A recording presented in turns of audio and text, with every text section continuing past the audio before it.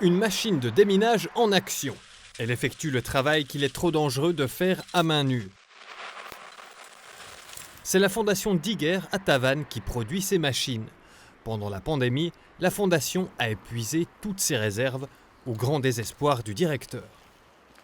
Vous avez des soucis en ne sachant pas si vous arriverez à payer les salaires. Voilà, c'est des nuits blanches, c'est très très difficile à porter. Je suis fondateur aussi de cette fondation, donc c'est plus que simplement une direction. Donc c'est quelque part mon bébé depuis 23 ans et ça vous impacte quasiment personnellement, quoi. Donc c'est très très difficile à vivre. Cela fait déjà 2 ans que cette machine aurait dû être envoyée au Zimbabwe, mais à cause de la pandémie, les frontières sont fermées et la machine reste au dépôt. La construction d'un tel outil de déminage coûte environ 350 000 francs. Et on va la fabriquer sans avoir encore complètement le financement de cette machine. On doit la faire à l'avance.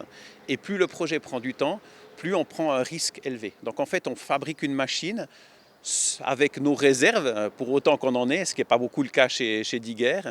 Et ces réserves, à un moment donné, s'épuisent. Une grande partie de ce financement provient de dons d'institutions comme le canton ou la confédération. Depuis 1 année et demie, il est devenu difficile de recevoir de l'argent de ces institutions.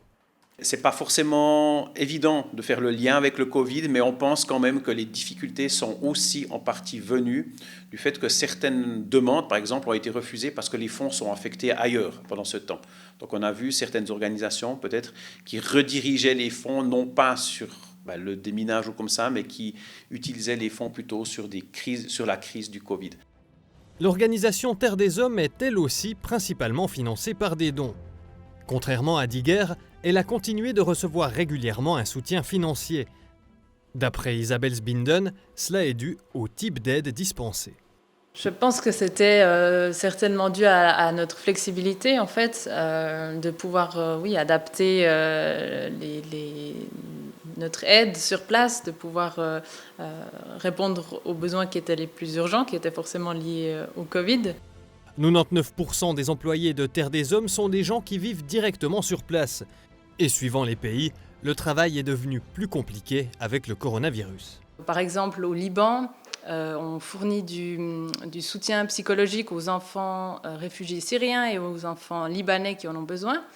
Et en plein pic de la pandémie l'année passée, ça ne pouvait pas se faire en présentiel. Donc, les équipes ont réussi à s'organiser pour faire ce travail à distance, par exemple en visioconférence ou par téléphone, par exemple.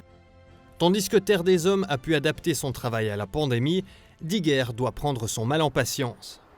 La fondation tente d'attirer des visiteurs dans son musée pour les informer sur son travail et les motiver à faire un don.